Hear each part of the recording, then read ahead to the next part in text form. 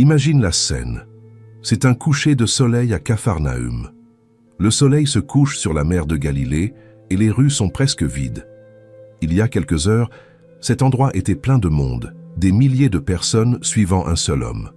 Et maintenant, il ne reste presque personne. Jésus est debout face à 12 hommes, seulement 12. Hier, ils étaient des milliers, aujourd'hui, 12. Et il vient de leur poser une question qui a dû faire mal. « Vous aussi, vous voulez partir ?» Pierre, comme toujours, fut le premier à parler et dit quelque chose de magnifique, quelque chose qui sonne comme une loyauté absolue. « Seigneur, à qui irions-nous? Tu as les paroles de la vie éternelle.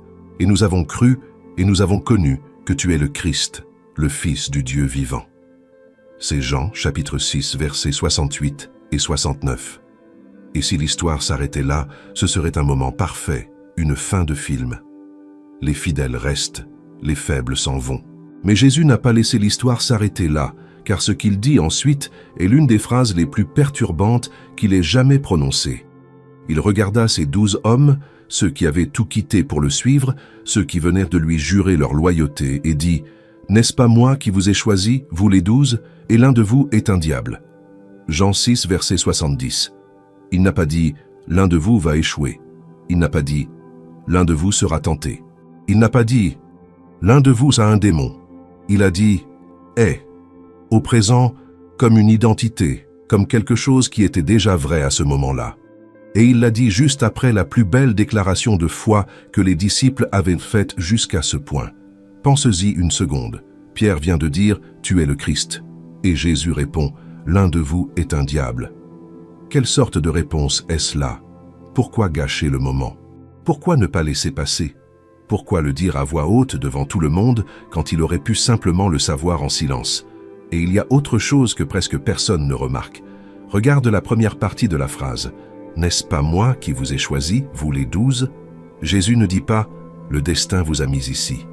Il ne dit pas « Vous m'avez trouvé ». Il dit « Je vous ai choisi ». Et cela inclut Judas.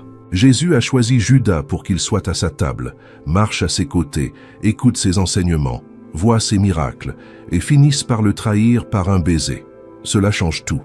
Et ce que nous allons découvrir aujourd'hui va défier tout ce que tu croyais savoir sur Judas, sur l'élection divine et sur ce que signifie vraiment qu'une personne qui marche avec toi puisse être ton pire ennemi.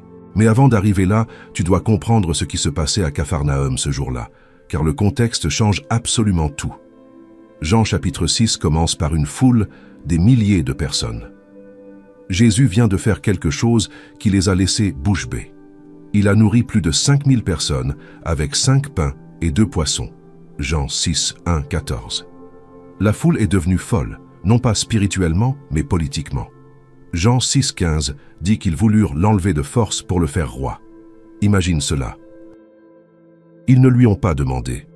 Ils ont voulu l'obliger à être roi, car ils pensaient « Cet homme peut nourrir des armées, cet homme peut résoudre la faim, cet homme est la solution à l'occupation romaine. S'il peut multiplier le pain, il peut multiplier les armes, les soldats, les ressources. C'est notre libérateur militaire. » Et Jésus s'enfuit. Il partit seul sur la montagne, Jean 6, 15. L'homme qui pouvait nourrir 5000 personnes se cacha de 5000 personnes. Pourquoi? Parce qu'il comprenait tout de travers. Il voulait un roi qui leur remplisse l'estomac, pas un qui leur transforme l'âme. Le lendemain, la foule le trouve à Capharnaüm, et Jésus leur dit quelque chose qui les a glacés. « Vous me cherchez, non parce que vous avez vu des miracles, mais parce que vous avez mangé du pain et que vous avez été rassasiés. » Jean 6, 26. Traduction directe. « Vous ne me cherchez pas pour ce que je suis, vous me cherchez pour ce que je vous donne. » Ce que je suis ne vous intéresse pas. Ce qui vous intéresse, c'est ce que vous pouvez tirer de moi. Et ce que nous allons découvrir aujourd'hui, c'est que cette recherche intéressée, suivre Jésus pour ce qu'il te donne et non pour qui il est, a un nom. Jésus l'appelle l'incrédulité déguisée en foi. Et la personne qui a le mieux incarné cela était assise parmi les 12. Mais attends, il y a un détail au verset 26 que presque personne ne remarque. Jésus dit « Vous me cherchez ». Au pluriel, il le dit à toute la foule. Il ne désigne pas un individu. Mais dans cette foule, Il y a quelqu'un pour qui ces paroles furent un miroir parfait. L'homme qui plus tard volerait dans la bourse. L'homme qui suivait Jésus avec son propre agenda. L'homme qui calculait les coûts et les bénéfices pendant que les autres adoraient. Judas était là. Il entendit chaque parole et ne se sentit pas visé. Et c'est là que Jésus décide de faire quelque chose qu'aucun leader sensé ne ferait. Au lieu de capitaliser sur sa popularité, au lieu d'adoucir le message pour garder la foule, Jésus durcit le discours à un niveau qu'il savait que la plupart ne pourraient pas tolérer. « Je suis le pain de vie » Jean 6, 35. La foule murmure, les Juifs s'irritent. N'est-ce pas Jésus, le fils de Joseph? Ne connaissons-nous pas son père et sa mère? Comment dit-il maintenant qu'il est descendu du ciel? Jean 6, 41, 42. Mais Jésus ne recule pas. Il monte la mise. Le pain que je donnerai, c'est ma chair, que je donnerai pour la vie du monde. Jean 6, 51. Et la réaction est exactement celle à laquelle tu t'attends. Comment cet homme peut-il nous donner sa chair à manger? Jean 6, 52. Et au lieu d'expliquer qu'il s'agit d'une métaphore, au lieu de clarifier qu'il parle spirituellement, Jésus aggrave la situation. Si vous ne mangez la chair du Fils de l'homme et ne buvez son sang, vous n'avez point la vie en vous. Jean 6, 53. C'était inouï. Pour un juif du 1er siècle, consommer du sang était l'une des interdictions les plus absolues de la loi. Lévitique 17, 10, 14. Manger du sang était interdit depuis Noé. Genèse 9, 4. Et Jésus ne parle pas seulement de sang, il parle de chair humaine. Pour cet auditoire, cela ressemblait à du cannibalisme rituel, cela ressemblait à une abomination.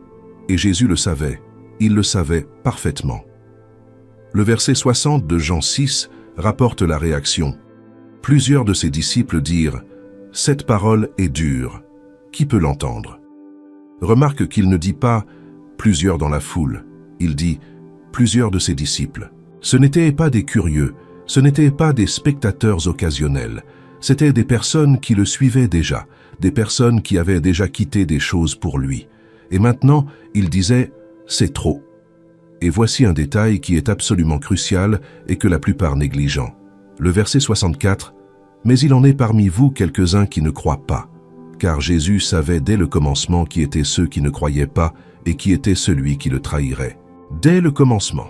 Pas depuis ce jour, pas depuis que Judas a commencé à voler dans la bourse. Dès le commencement, avant de l'appeler, avant de le nommer apôtre, avant de lui donner autorité pour guérir et chasser les démons, Jésus a regardé Judas et savait exactement qui il était et ce qu'il ferait. Et il l'a choisi quand même. C'est ce qui rend le verset 70 si dévastateur. Ce n'est pas une révélation surprise, c'est une confession calculée. Jésus dit à voix haute ce qu'il a toujours su en silence. Maintenant, voici quelque chose que tu dois voir dans le grec original, car cela change complètement la lecture. Quand Jésus dit « L'un de vous est un diable », le mot que Jean utilise n'est pas « daimonion ». Le mot grec pour démon, ces créatures que Jésus chassait des personnes. Le mot est « diabolos ». Et ce mot a un poids spécifique dans le Nouveau Testament qu'il est impossible d'ignorer. Diabolos est utilisé environ 37 fois dans le Nouveau Testament, et dans l'immense majorité des cas, il se réfère directement à Satan, pas à un démon quelconque, mais à Satan lui-même. Matthieu 4, 1, 11. Alors, Jésus fut emmené par l'Esprit dans le désert pour être tenté par le diabolos. Celui qui a tenté Jésus est le même terme que Jésus utilise pour décrire l'un des 12. Mais il y a une nuance linguistique que les érudits débattent. Diabolos peut aussi signifier calomniateur ou accusateur. La racine est diabalo, jeté à travers, divisé, accusé. En 1 Timothée 3,11, Paul utilise diabolos au pluriel pour désigner des personnes calomniatrices. Donc, Jésus disait-il que Judas était Satan littéralement, ou que Judas était un accusateur, un calomniateur, un agent de division? La réponse est donnée par Jean lui-même au verset 71. Il parlait de Judas Iscariote, fils de Simon, car c'était lui qui devait le trahir, lui, l'un des 12. Jean clarifie l'identité, mais pas la nature. Il ne dit pas « il parlait métaphoriquement ». Il ne dit pas « il voulait dire qu'il agirait comme ». Il laisse l'ambiguïté intacte, et c'est théologiquement génial. car ce que Jean fait dans son évangile, c'est construire une escalade progressive qui va de Est à quelque chose de bien plus terrifiant. Regarde la séquence complète. Elle est effrayante. Jean 6, 70, environ l'an 30 à Capharnaüm. Jésus dit « L'un de vous est un diabolos ». Présent, une déclaration de nature. Jean 12, 4, 6. Des mois plus tard, à Béthanie, pendant le dîner où Marie oint Jésus de parfum. Judas proteste. Pourquoi n'a-t-on pas vendu ce parfum pour le donner aux pauvres? Et Jean ajoute le commentaire éditorial le plus dévastateur du Nouveau Testament. Il dit cela, non qu'il se souciât des pauvres, mais parce qu'il était voleur et que, tenant la bourse, il prenait ce qu'on y mettait. Remarque ce qui se passe. Judas n'est plus seulement quelque chose d'obscur à l'intérieur, il agit conformément à cette obscurité. Il vole, il ment, il utilise des causes nobles comme façade pour sa cupidité. Et personne ne le remarque. Aucun des 11 autres ne soupçonne. Ils sont si habitués à Judas qu'ils ne voient pas ce que Jésus a vu dès le premier jour. Et voici quelque chose que je ne peux pas laisser passer. Judas était le trésorier du groupe. Qui lui a donné ce rôle? Pense-y. Quelqu'un a dû décider que Judas porterait la bourse. Et si Jésus savait qu'il était voleur, s'il savait dès le commencement qui il était, pourquoi le mettre en charge de l'argent? C'est comme mettre un pyromane à la tête d'une station-service, à moins qu'il n'y ait eu un dessein. Certains érudits soutiennent que Jésus lui a donné accès à l'argent précisément pour exposer ce que Judas était déjà à l'intérieur. Non pas pour le tenter, mais pour lui donner l'opportunité de choisir. Chaque fois que Judas mettait la main dans la bourse, il choisissait. Chaque pièce volée était une décision. Jésus n'a pas créé le voleur. Il lui a donné accès au trésor pour voir ce qu'il ferait de l'opportunité. Si cela te fait repenser tout ce que tu savais sur Judas, attends-toi à ce qui vient dans Jean 13, car cela va te faire perdre le sommeil. Jean 13, 2. Pendant le souper, alors que le diable avait déjà inspiré au cœur de Judas Iscariote, fils de Simon, le dessein de le livrer. Remarque la différence avec Jean 6. En Jean 6, Judas est diabolos. En Jean 13, 2, le diable met quelque chose dans son cœur. Ce sont deux choses distinctes. En Jean 6, il y a une identification de nature. En Jean 13, il y a une action extérieure. Satan, en tant qu'entité, dépose quelque chose dans le cœur de Judas. L'idée de la trahison n'est pas sortie de nulle part, elle a été plantée. Mais voici la question.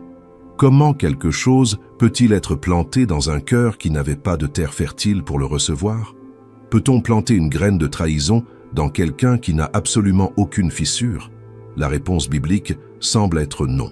Satan a planté la graine parce que le terrain était déjà préparé.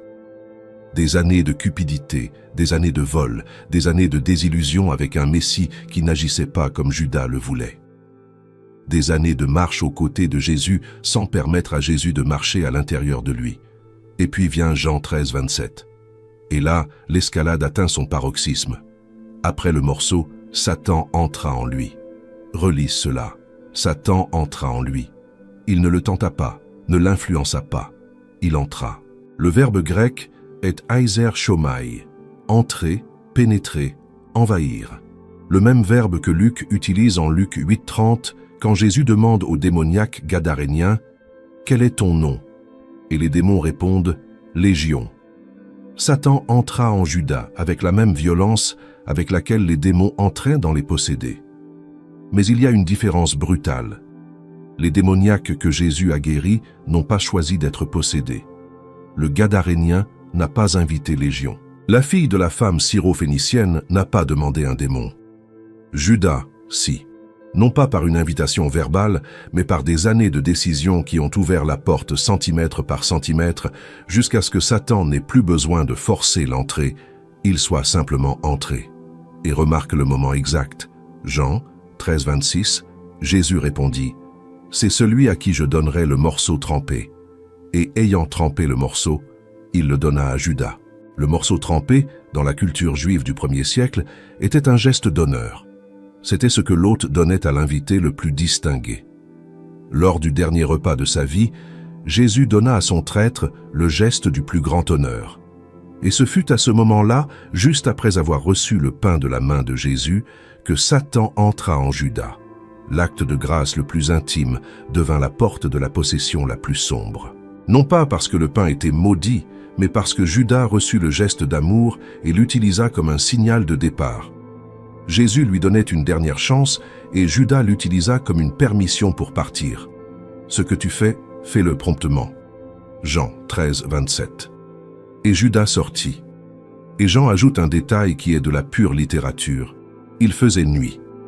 Ce n'est pas seulement une indication horaire, c'est une théologie narrative. L'homme qui a marché 3 ans avec la lumière du monde a choisi l'obscurité.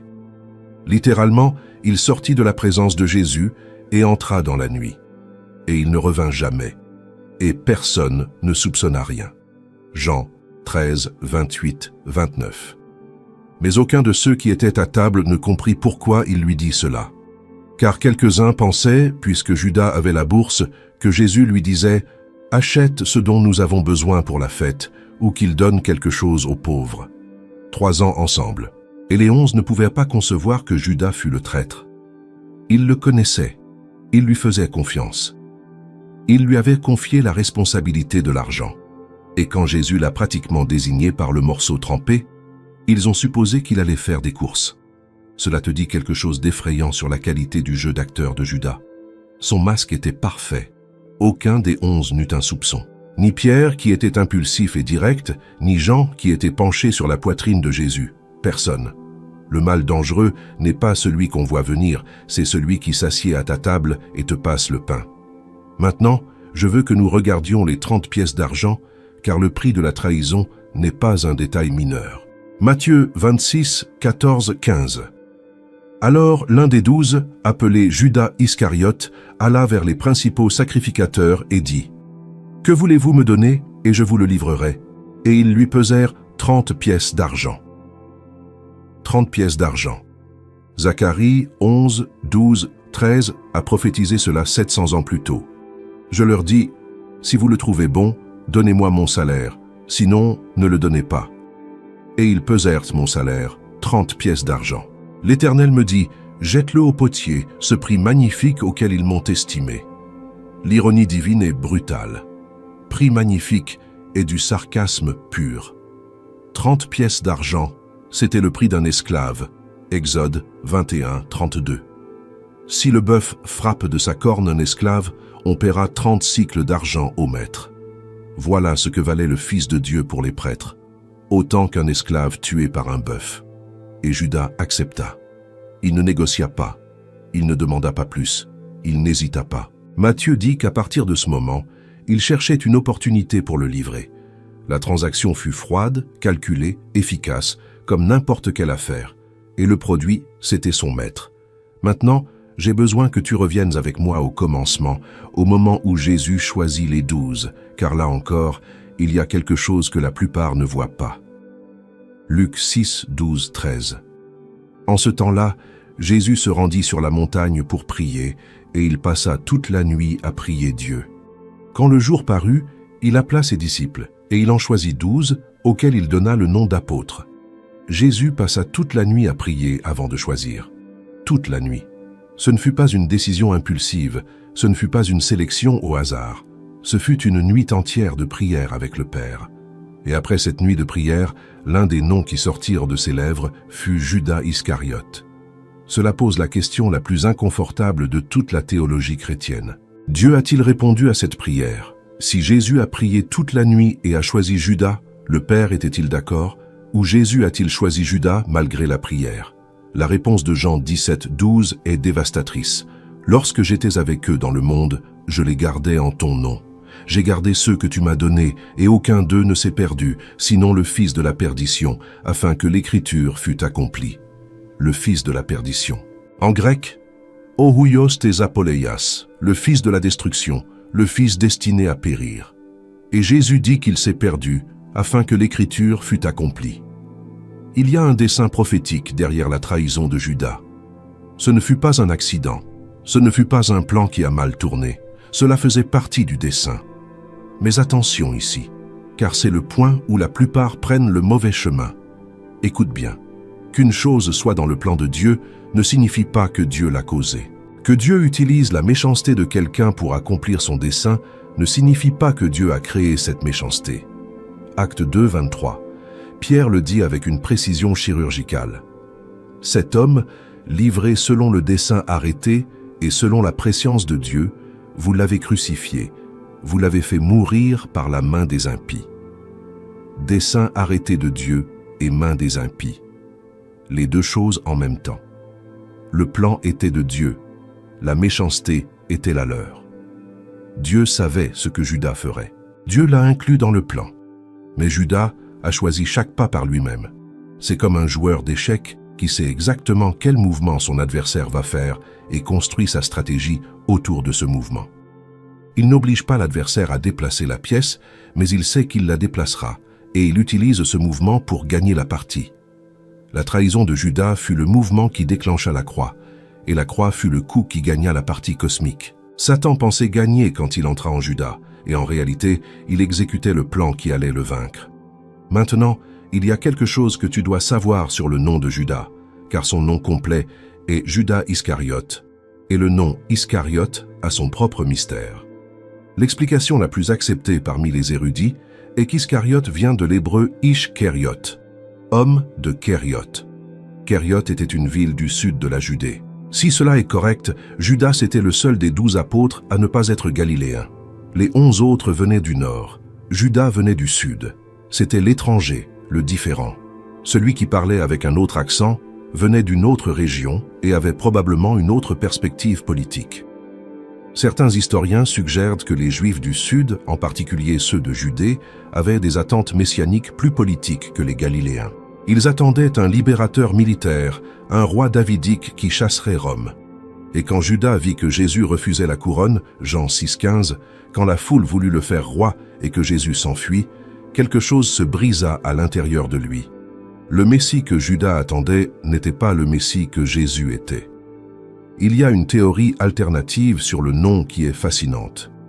Certains érudits, comme Oscar Cullmann, ont proposé qu'Iscariote pourrait dériver du latin sicarius, un sicaire. Les sicaires étaient une faction extrémiste juive qui assassinait les Romains et leurs collaborateurs avec des dagues cachées. Si Judas était un ancien sicarien ou un sympathisant des sicaires, sa frustration avec un messie pacifique serait encore plus intense. Il attendait un commandant guérillero et il trouva quelqu'un qui disait « Aimez vos ennemis ». Nous ne pouvons pas confirmer cette théorie avec certitude, mais ce que nous pouvons confirmer, c'est que Judas avait une vision du Messie que Jésus n'a pas réalisée. Et au lieu d'ajuster sa vision pour l'aligner sur la réalité de qui était Jésus, Judas tenta de forcer la réalité pour qu'elle s'ajuste à sa vision. Certains érudits, comme William Barclay, suggèrent que la trahison de Judas a peut-être commencé non comme de la méchanceté, mais comme un désespoir stratégique. La théorie est que Judas a livré Jésus au prêtre pour le forcer à agir, pour le mettre dans une situation où il devrait utiliser son pouvoir divin pour se libérer, et par la même occasion, déclencher la révolution messianique que Judas attendait. Si cela était vrai, la trahison aurait été une tentative erronée d'obliger Dieu à agir selon le plan humain. Pensez-y. Si Judas avait vraiment cru que Jésus mourrait sur la croix, pourquoi a-t-il rendu l'argent quand il a vu qu'il était condamné? Matthieu 27, 3. Alors Judas, qui l'avait livré, voyant qu'il était condamné, se repentit et rapporta les 30 pièces d'argent. Il vit qu'il était condamné. S'il avait voulu dès le début qu'il meure, pourquoi la condamnation l'aurait-elle surpris? À moins qu'il n'ait pas attendu ce résultat, à moins que son plan n'en fût un autre. Cela ne justifie pas Judas, ne l'exonère pas, mais cela ajoute une couche de tragédie humaine qu'il est impossible d'ignorer. Judas n'était pas simplement un monstre qui haïssait Jésus. C'était un homme qui aimait sa propre idée de ce que Jésus devait être plus qu'il n'aimait Jésus lui-même. Et c'est infiniment plus dangereux, car tu peux détecter un ennemi, mais il est presque impossible de détecter quelqu'un qui te suit avec de mauvaises motivations. Et cela le changea de l'intérieur, lentement, imperceptiblement, jusqu'à ce que la personne qui marchait avec Jésus ne soit plus la même personne que Jésus avait appelée. Et cela te fait voir Judas sous un angle que tu n'avais jamais considéré. Aime cette vidéo et partage-la avec quelqu'un qui a besoin de l'entendre, car ce qui suit va nous emmener dans un territoire encore plus profond. je veux que tu vois quelque chose que presque personne ne connecte. Le mot diabolos, que Jésus utilise en Jean 6, 70, a une fonction spécifique dans la théologie de Jean. Il n'est pas décoratif, il est programmatique. Dans l'évangile de Jean, il y a un conflit cosmique qui traverse tout le livre. Jésus est la lumière, le monde est dans les ténèbres, et Satan est le prince de ce monde. Jean utilise cette expression 3 fois, Jean 12, 31, 14, 30, 16, 11. Et quand Jésus dit que Judas est diabolos, il situe Judas à l'intérieur de ce conflit cosmique. Judas n'est pas simplement un traître humain, c'est un agent du prince de ce monde, opérant à l'intérieur du cercle le plus intime du roi du ciel. C'est de l'espionnage cosmique, un agent ennemi infiltré au quartier général de l'armée de Dieu. Et le commandant le sait et le permet, car le plan est plus grand que la trahison. Et il y a un parallèle dans l'Ancien Testament qu'il est impossible d'ignorer. Zacharie 3, 1, 1, 4. Josué, le grand prêtre, se tenait devant l'ange de l'Éternel, et Satan se tenait à sa droite pour l'accuser.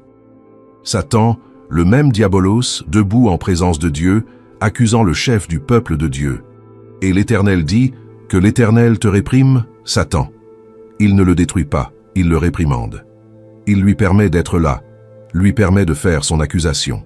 Et ensuite, il revêt Josué d'habits propres. Le schéma est le même en Jean 6. Satan, par Judas, est infiltré dans le cercle intime. Dieu le sait, le permet, et à la fin, ce que Satan a tenté d'utiliser pour détruire devient l'instrument du salut. L'accusateur perd, il perd toujours. Mais il y a autre chose, dans Job 1 et 2. Satan apparaît aussi devant Dieu. Un jour, les fils de Dieu vinrent se présenter devant l'Éternel, et Satan vint aussi au milieu d'eux. Job 1, 6. Et Dieu demande à Satan, « D'où viens-tu » Comme s'il ne le savait pas. Et Satan répond, « De parcourir la terre et de m'y promener. » Et Dieu désigne Job à Satan. Dieu lui-même place Job sur le viseur de Satan. Non pas parce qu'il veut détruire Job, mais parce qu'il sait que la foi de Job survivra à l'attaque. Vois-tu le parallèle avec Judas? Dieu n'a pas protégé les 12 d'avoir un traître parmi eux, non pas parce qu'il était indifférent, mais parce que le plan exigeait que la trahison ait lieu, pour que la croix ait lieu, pour que le salut ait lieu. Et la foi des 11 survécut, celle de Judas, non. Non pas parce que Dieu l'a détruite, mais parce que ce ne fut jamais de la foi. Jean 8, 44. Jésus dit aux pharisiens quelque chose qui se connecte directement avec ce qu'il a dit sur Judas. Vous avez pour père le diable, et vous voulez accomplir les désirs de votre père. Il a été meurtrier dès le commencement, et il n'a pas persévéré dans la vérité, parce qu'il n'y a pas de vérité en lui. Lorsqu'il profère le mensonge, il parle de son propre fond, car il est menteur et le père du mensonge. Satan est menteur, meurtrier. Il ne persévère pas dans la vérité. Et Judas, qui était voleur, Jean 12, 6, qui mentit sur sa préoccupation pour les pauvres, qui finit par faciliter le plus grand meurtre de l'histoire, incarna exactement ces caractéristiques. Non pas parce qu'il naquit ainsi, mais parce qu'il choisit, décision après décision, de s'aligner sur le père du mensonge plutôt que sur le chemin, la vérité et la vie qui marchaient à ses côtés. Et voici quelque chose de profondément perturbant. Judas a vu tout ce que les 11 ont vu. Il était présent lors de la multiplication des pains. Il était présent quand Jésus a marché sur l'eau. Il était présent quand Lazare est sorti du tombeau. Marc 6, 7 dit que Jésus envoya les 12 deux par deux et leur donna autorité sur les esprits impurs. Les 12. Cela inclut Judas. Judas chassa des démons au nom de Jésus. Judas guérit des malades. Judas prêcha l'évangile du royaume. Comment peux-tu chasser des démons et être un diable?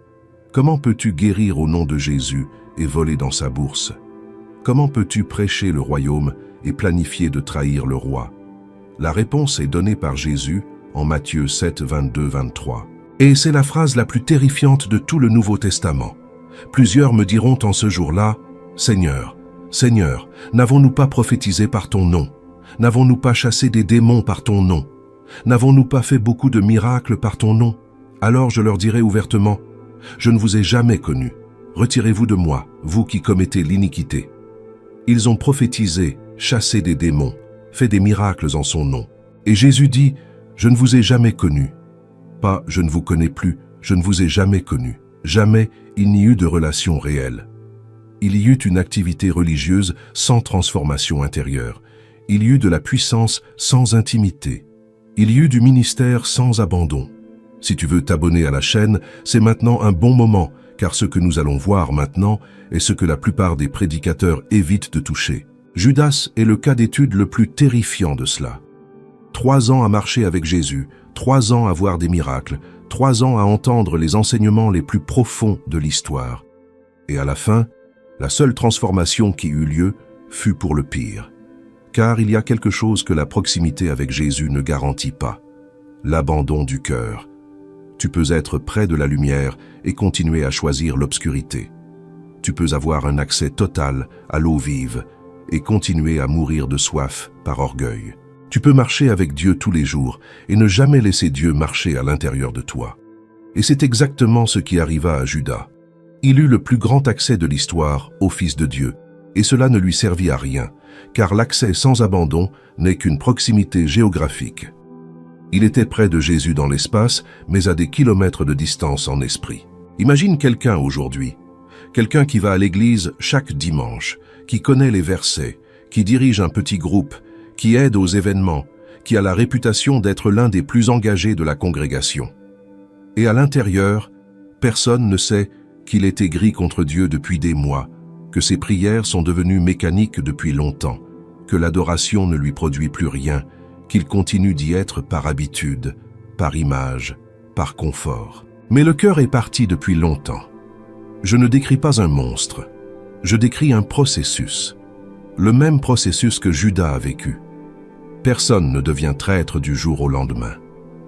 On devient traître une décision à la fois, un petit vol dans la bourse, un mensonge sur les intentions, un pas de distance intérieure que personne ne remarque parce que l'apparence extérieure reste intacte. 2 Timothée 3, 1, 5 décrit des personnes qui auront une apparence de piété mais qui en renieront la puissance. Paul dit « Éloigne-toi de ces personnes-là ». Une forme de piété sans puissance réelle, c'est Judas. Et c'est un risque réel pour toute personne qui s'habitue tellement à la présence de Dieu qu'elle cesse d'en avoir besoin. Et il y a quelque chose que Jésus a dit en Matthieu 24, 10, 12 qui se connecte directement à cela. Alors plusieurs succomberont et ils se livreront les uns les autres, et ils se haïront les uns les autres. Plusieurs faux prophètes s'élèveront et ils séduiront beaucoup de personnes. Et, parce que l'iniquité se sera accrue, la charité du plus grand nombre se refroidira. La charité du plus grand nombre se refroidira, pas d'un petit nombre, du plus grand nombre. Et le refroidissement est graduel, imperceptible, comme le refroidissement de Judas pendant 3 ans à côté du feu le plus intense qui ait jamais existé. Maintenant, je veux t'emmener dans un endroit que peu visitent, le moment final de Judas, car ce qui se passa après la trahison révèle quelque chose de crucial sur la différence entre le remords et la repentance. Matthieu 27, 3, 5. Alors Judas, qui l'avait livré, voyant qu'il était condamné, se repentit et rapporta les 30 pièces d'argent aux principaux sacrificateurs et aux anciens en disant « J'ai péché en livrant le sang innocent. » Ils répondirent « Que nous importe, cela te regarde. » Judas jeta les pièces d'argent dans le temple, se retira et alla se pendre.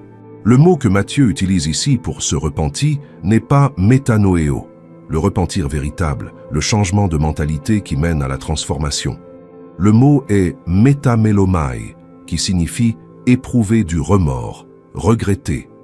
C'est la différence entre ressentir de la douleur pour les conséquences de ce que tu as fait et ressentir de la douleur pour l'avoir fait.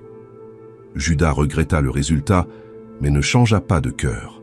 Il rendit l'argent. Il confessa que c'était du sang innocent. Mais il n'alla pas vers Jésus. Il ne chercha pas le pardon. Il ne tomba pas à genoux devant le même homme qui lui avait donné le pain d'honneur quelques heures plus tôt. Il alla vers les prêtres. Il chercha l'absolution dans le système religieux plutôt que de la chercher dans la personne de Jésus. Et les prêtres firent ce que le système religieux fait toujours quand quelqu'un se brise. Ils le rejetèrent. Que nous importe, cela te regarde. Compare cela avec Pierre. Pierre renia Jésus 3 fois. 3 fois, avec des serments, avec des imprécations.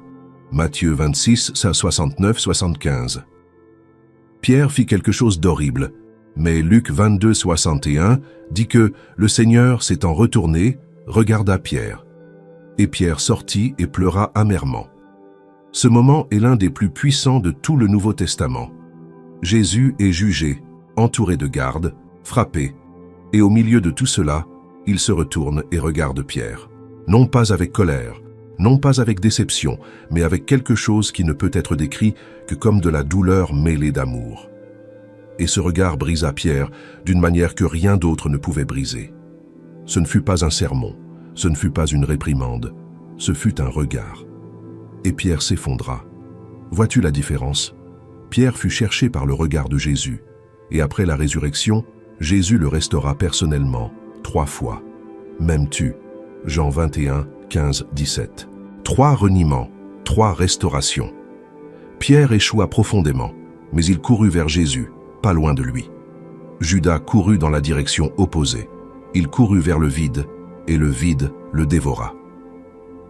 Acte 1, Dame 18, 19, donne une description supplémentaire de la mort de Judas, différente de celle de Matthieu.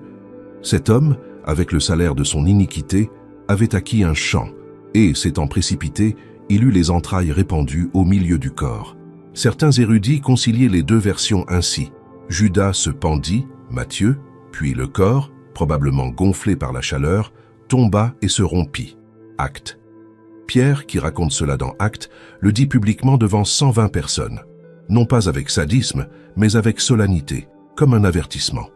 Et le champ qu'ils achetèrent avec les 30 pièces d'argent a un nom qui devrait te glacer le sang. Acte 1, 19.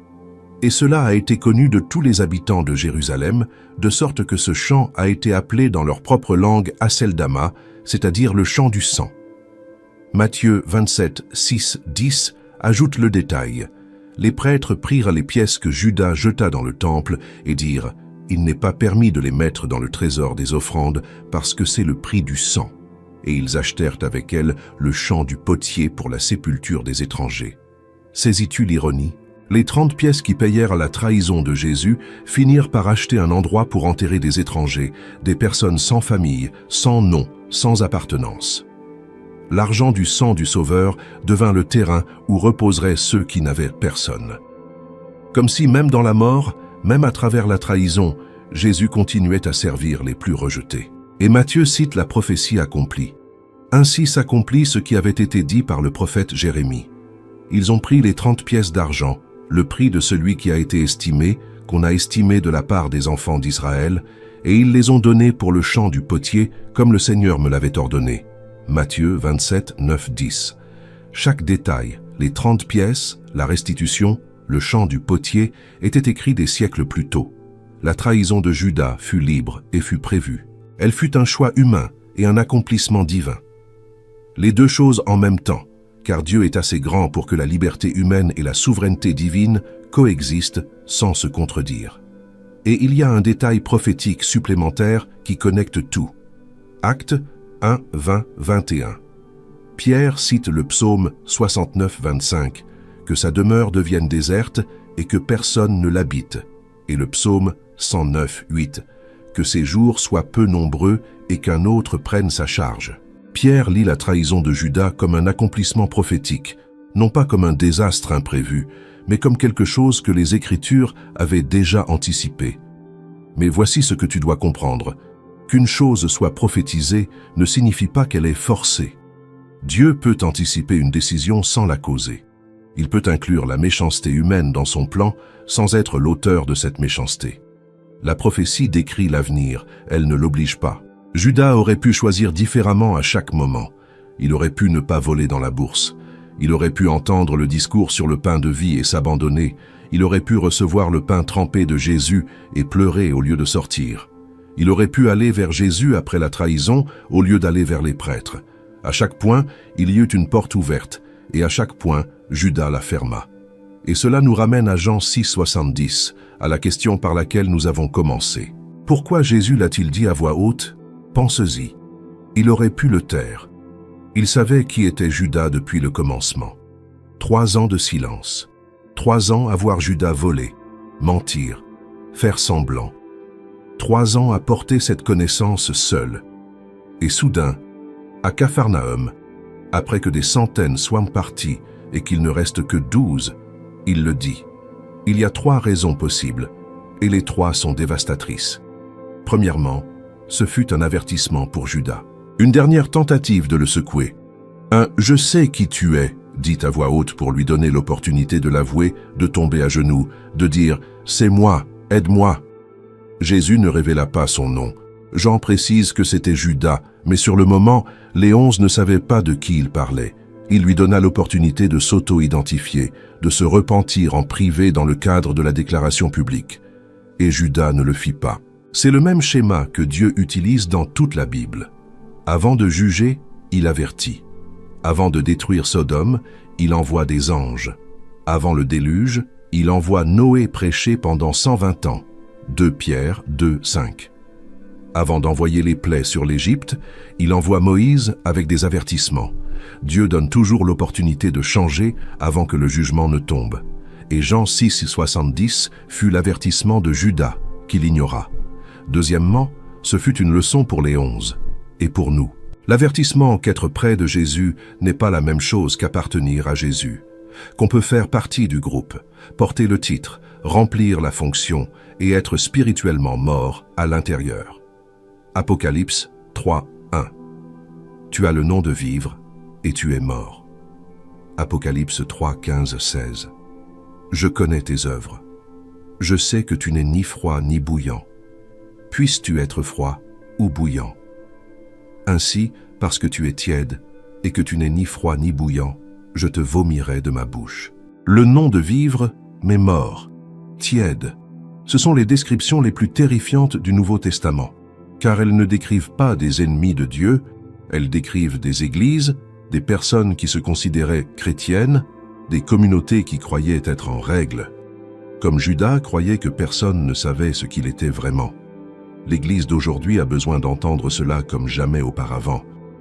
Il y a des personnes assises sur les bancs chaque dimanche qui sont aussi loin de Jésus que Judas la nuit où il sortit dans le froid. Non pas parce qu'elles n'ont pas entendu la vérité, mais parce qu'elles l'ont entendue et ont choisi de ne pas s'abandonner. Troisièmement, ce fut une déclaration théologique sur la nature du mal. Le mal ne vient pas toujours de l'extérieur. Parfois, il est assis à ta table. Parfois, il a la clé de ton coffre-fort. Parfois, il t'appelle ami et t'embrasse sur la joue. Jésus ne fut pas trahi par un étranger. Il fut trahi par quelqu'un qui mangeait son pain, dormait dans le même camp et l'appelait maître. Et c'est la forme la plus dangereuse du mal, celle qui a un visage familier. Le psaume 41, 9, que Jésus lui-même cita en Jean 13, 18, le dit avec une précision qui coupe. « L'homme avec qui j'étais en paix, celui qui mangeait mon pain, a levé le talon contre moi. L'homme de ma paix, celui qui mangeait mon pain. » Pas un inconnu, pas un Romain, pas un pharisien. Quelqu'un de l'intérieur, quelqu'un de confiance, quelqu'un qui partageait la table. Et David, qui a écrit ce psaume, l'a expérimenté avec Ahitophel. Ahitophel était le conseiller le plus brillant de David. 2 Samuel 16, 23 dit que son conseil était comme si l'on consultait la parole de Dieu. Et il se joignit à la rébellion d'Absalom contre David. Le parallèle est parfait. Ahitophel trahit David, le roi oint. Judas trahit Jésus, le Messie. Ahitophel se pendit quand il vit que son plan échouait. 2 Samuel 17, 23. Judas se pendit quand il vit que sa trahison menait à la condamnation. 2 traîtres de confiance, 2 suicides séparés par 1000 ans, unis par le même schéma. Si tu viens de connecter ces 2 textes pour la première fois, Ahitophel et Judas, le même schéma séparé par 1000 ans, mets-le dans les commentaires. Je veux savoir si toi aussi tu l'as vu. Matthieu 26, 50. À Gethsémani, quand Judas arrive avec la foule, Jésus lui dit quelque chose qui brise l'âme. « Mon ami, que viens-tu faire ?»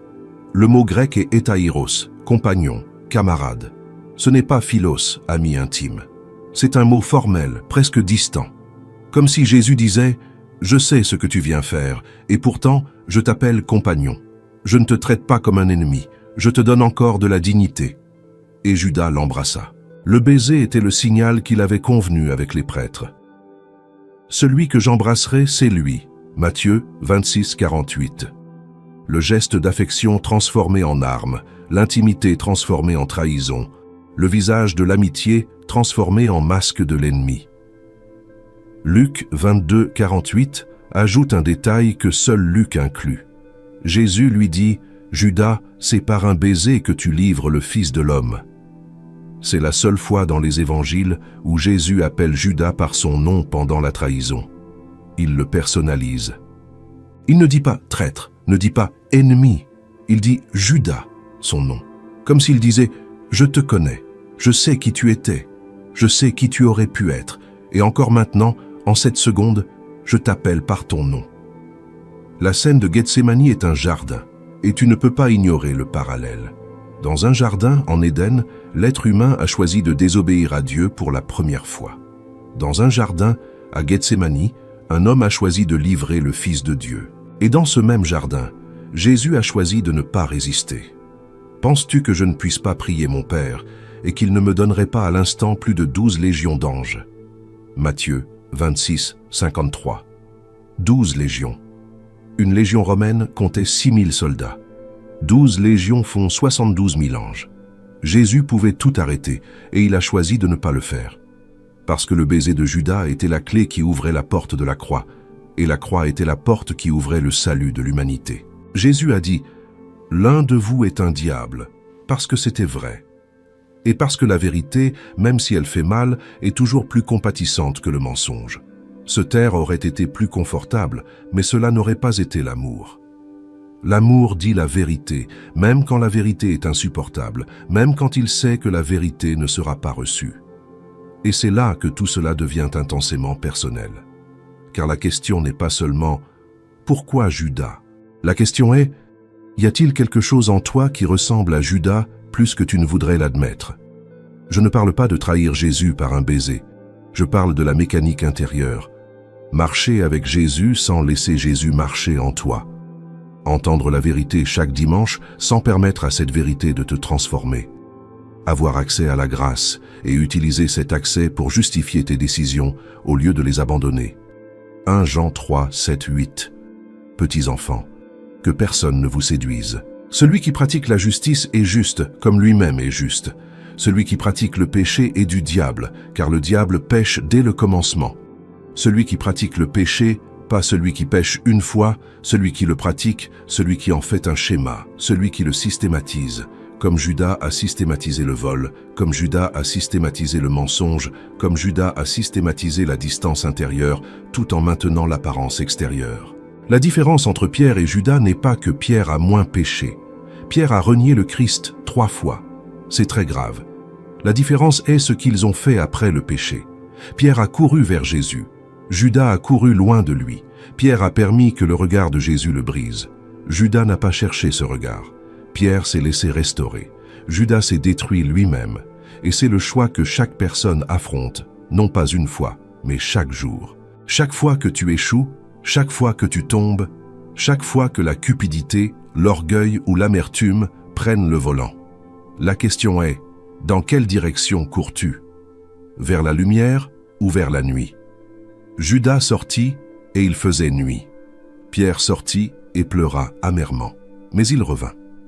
Et sur la plage de Tibériade, avec l'odeur du poisson grillé et le bruit des vagues, Jésus le regarda et lui demanda 3 fois « M'aimes-tu » Jean 21, 15, 17. Il ne lui a pas dit « Te repens-tu? Promets-tu de ne plus échouer ?» Il lui a dit « M'aimes-tu » parce que l'amour est ce qui transforme, pas la culpabilité, pas le remords, pas l'effort humain. L'amour. Et il y a un épilogue que personne ne prêche. Après que Judas se soit détruit, sa place resta vacante. Les 11 étaient 11. Et avant la Pentecôte, Pierre se leva et dit qu'il était nécessaire que quelqu'un occupe la place que Judas avait abandonnée. Actes 1, 21, 26. Ils choisirent Matthias, un homme dont nous ne savons presque rien, un homme qui avait été avec Jésus depuis le baptême de Jean jusqu'à l'ascension, un témoin silencieux, quelqu'un qui était là tout le temps sans chercher la gloire, sans voler dans la bourse, sans planifier de trahison. Et quand ils tirèrent au sort entre Matthias et Joseph Barsabas, le sort tomba sur Matthias, et il fut compté avec les 11 apôtres. Actes 1, 26. La place de Judas fut occupée. La chaise du traître ne resta pas vide pour toujours. Dieu remplace ce que le péché détruit. Non pas parce que les personnes sont jetables, mais parce que le plan de Dieu ne dépend pas de la fidélité d'aucun être humain. C'est la grâce. Le plan continua. L'Église naquit. L'Esprit descendit. Et là où avant il y avait un traître assis parmi les 12, il y avait maintenant un témoin fidèle qui occupa sa place sans faire de bruit. Mais il y a quelque chose que je veux que tu remarques à propos de Matthias, et c'est profondément révélateur. Il n'y a aucun discours de Matthias dans Actes, aucun miracle enregistré, aucune lettre écrite. Après Acte 1, Matthias disparaît du texte biblique. Et c'est exactement le propos. Tu n'as pas besoin d'être célèbre pour être fidèle. Tu n'as pas besoin de faire du bruit pour être obéissant. Matthias a fait ce que Judas n'a pas pu faire. Être présent sans agenda propre, servir sans calculer, appartenir sans négocier. Et c'est peut-être la leçon la plus silencieuse de toute cette histoire. La Bible consacre plus d'espace aux traîtres qu'aux remplaçants, plus de pages à Judas qu'à Matthias, parce que l'avertissement est plus urgent que l'exemple. Il est plus important que tu saches comment ne pas finir que comment commencer. Jean 6, 70. N'est-ce pas moi qui vous ai choisi, vous les 12, et l'un de vous est un diable. Jésus a choisi 12 hommes. Un était un diable. 11 ont changé le monde. Et celui qui était un diable a déclenché involontairement l'événement le plus important de l'histoire, la croix qui a sauvé l'humanité. Mais ne l'oublie pas, Jésus n'a pas dit « l'un de vous sera un diable ». Il a dit « l'un de vous est un diable », au présent. Cela signifie qu'au moment où Pierre déclarait sa foi, au moment où les 12 promettèrent leur loyauté, au moment le plus beau de communion entre Jésus et ses disciples, le diable était déjà là, déjà assis, déjà en train d'écouter, déjà en train de calculer. Et Jésus le savait. Et il continua à enseigner, à aimer, à donner des opportunités, parce que l'amour de Dieu ne se retire pas quand il sait qu'il sera trahi. Il reste, il s'offre, il se donne, même à celui qu'il sait qui dira non. C'est ce qu'il y a de plus dévastateur dans Jean 6, 70. Ce n'est pas qu'il y ait un diable parmi les 12, c'est que Jésus le savait et l'aima quand même. Il lui lava les pieds en Jean 13, il lui donna le pain trempé, il l'appela ami à Gethsémani. Il lui demanda « Que viens-tu faire ?» Alors qu'il connaissait déjà la réponse. Chacun de ces gestes fut une porte ouverte, une invitation à la repentance. Tu peux encore choisir différemment. Et Judas ferma toutes les portes une par une, jusqu'à ce qu'il n'en reste aucune d'ouverte. Dieu n'a pas besoin que tu sois parfait, il a besoin que tu sois abandonné. Judas fut choisi, eut accès, vit des miracles, prêcha le royaume, chassa des démons. Et rien de tout cela ne le sauva, car aucune expérience spirituelle ne remplace l'abandon du cœur. Si vous avez aimé cette vidéo, n'oubliez pas de vous abonner à la chaîne, de commenter et de partager. À la prochaine.